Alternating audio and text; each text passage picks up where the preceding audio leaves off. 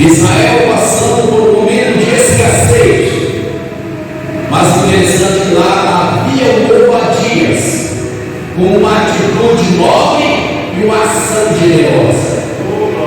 Obadias comprava pão e conseguia água para manter vivo 7.000 profetas que não haviam se curvado a Jezabel e as suas idolatrias. Obadias manteve eles vivos. Obadias está agindo de forma generosa. É interessante que você semeia hoje e colhe amanhã. O tempo passa. O tempo passa. Deus leva Elias. Fica Eliseu em seu lugar. Obadias vai descansar com o Senhor. Só que aquela ação generosa de Obadias ficou na memória de Deus.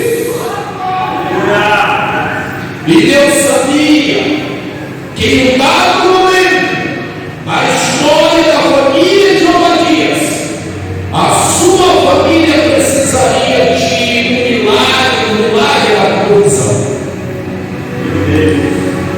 Agora nós estamos na história de 2 Reis, capítulo 4.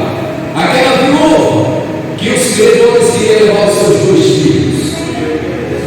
Ela disse assim: meu marido era meu servo. Ela estava fazendo missão de Obadias conhecer Elias. Ele esteve lá perto, foi temente a Deus, fez para Deus, e tudo que você faz para Deus, um dia virá para você de uma forma farta. Deus não nos devolve nada que você faça a Ele como conta a conta, não. Obedecer Deus que leva ao seu povo é da qualidade recalcada, saúde, transbordante, é a qualidade da bênção que Deus nos devolve pela nossa atitude e ação generosa. Obadias fez um tempo na sua história, mas Deus lembrou de Obadias na necessidade da esposa dos filhos.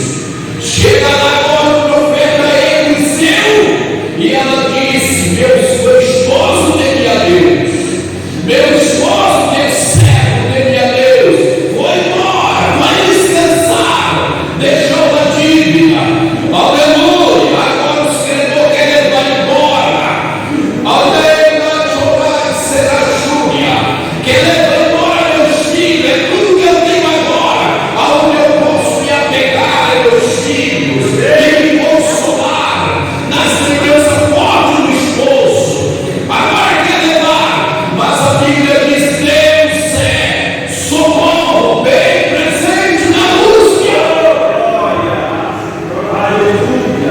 O profeta diz: o que é que tu tens em casa? Ela diz: tua serva tem um pouquinho só de azeite.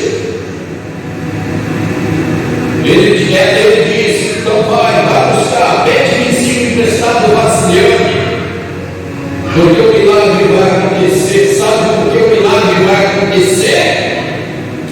Porque o esposo dela era um homem generoso.